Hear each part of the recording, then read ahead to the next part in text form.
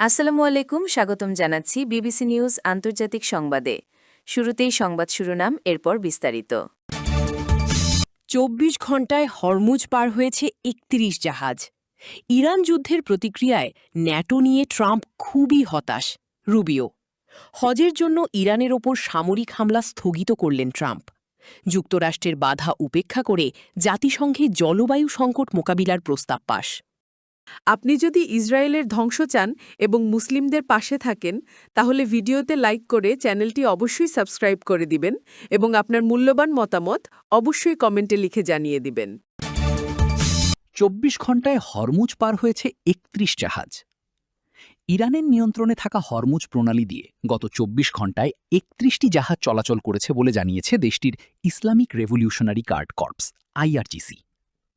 বৃহস্পতিবার ২১ মে ইরানের তাসনিম সংবাদ সংস্থায় প্রকাশিত এক বিবৃতিতে বলা হয়, চলাচলকারী জাহাজগুলোর মধ্যে তেলবাহী ট্যাঙ্কার, কন্টেইনার জাহাজ এবং অন্যান্য বাণিজ্যিক জাহাজও ছিল।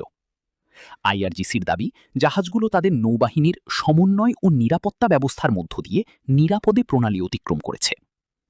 মধ্যপ্রাচ্যে উত্তেজনার মধ্যেই বিশ্বের অন্যতম গুরুত্বপূর্ণ এই নৌপথে জাহাজ চলাচল নিয়ে নতুন করে নজর তৈরি হয়েছে। এখন থেকে হরমুজে ইরানি নিয়ন্ত্রণাধীন এলাকা দিয়ে যে কোনো জাহাজ পারাপারের ক্ষেত্রে দেশটির নবগঠিত নৌ কর্তৃপক্ষের আগাম অনুমতি এবং সমন্বয় রক্ষা করা বাধ্যতামূলক করা হয়েছে। ইরান যুদ্ধের প্রতিক্রিয়ায় ন্যাটো নিয়ে ট্রাম্প খুবই হতাশ।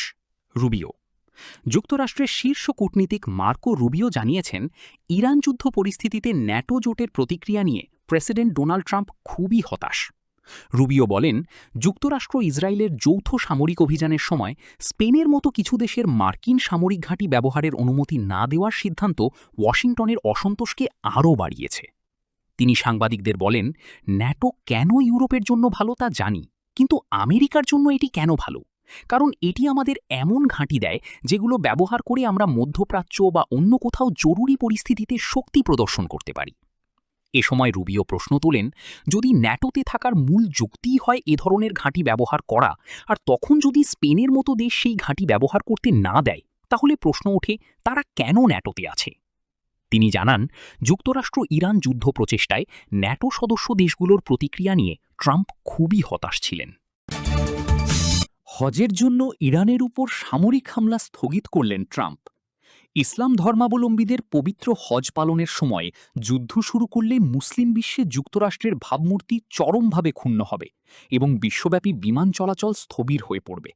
উপসাগরীয় মিত্র ও নিজস্ব কর্মকর্তাদের এমন তীব্র সতর্কবার্তার পর চলতি সপ্তাহে ইরানের ওপর পরিকল্পিত সামরিক হামলা স্থগিত করেছেন মার্কিন প্রেসিডেন্ট ডোনাল্ড ট্রাম্প। মধ্যপ্রাচ্যভিত্তিক সংবাদ মাধ্যম মিডল ইস্ট আই এই প্রতিবেদনে এই চাঞ্চল্যকর তথ্য ফাঁস করেছে। উপসাগরীয় অঞ্চলের দুজন শীর্ষ কর্মকর্তার বরাত দিয়ে সংবাদ মাধ্যমটি জানায়, ট্রাম্পকে স্পষ্ট করে বলা হয়েছিল যে হজের মতো পবিত্র সময়ে ইরানের ওপর হামলা চালালে উপসাগরীয় দেশগুলোতে এক অভূতপূর্ব সংকট তৈরি হবে, কারণ যুদ্ধ শুরু হলেই সেখানে আসা লাখ লাখ হাজি মাঝপথে আটকে পড়বেন। সূত্রগুলো আরও জানায়, পবিত্র ঈদুল আজহার আগের এই পবিত্র দিনগুলোতে হামলা চালানো হলে মুসলিম বিশ্বে ওয়াশিংটনের গ্রহণযোগ্যতা চিরতরে তলানিতে গিয়ে ঠেকবে। ট্রাম্প প্রশাসনের অভ্যন্তরীণ আলোচনার সঙ্গে যুক্ত একজন শীর্ষ মার্কিন কর্মকর্তাও এ খবরের সত্যতা নিশ্চিত করেছেন।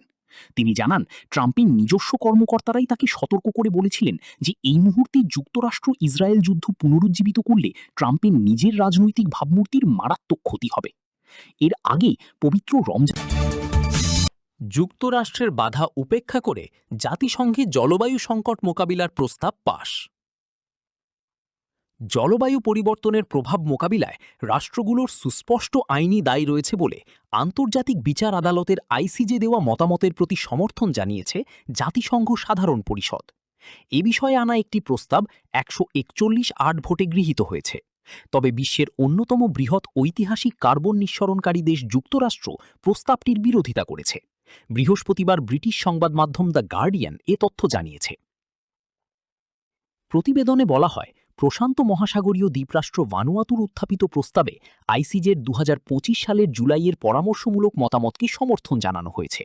ওই মতামতে বলা হয়, জীবাশ্ম জ্বালানির ব্যবহার কমানো ও বৈশ্বিক উষ্ণায়ন মোকাবিলায় কার্যকর পদক্ষেপ নেওয়া রাষ্ট্রগুলোর আইনি দায়িত্ব।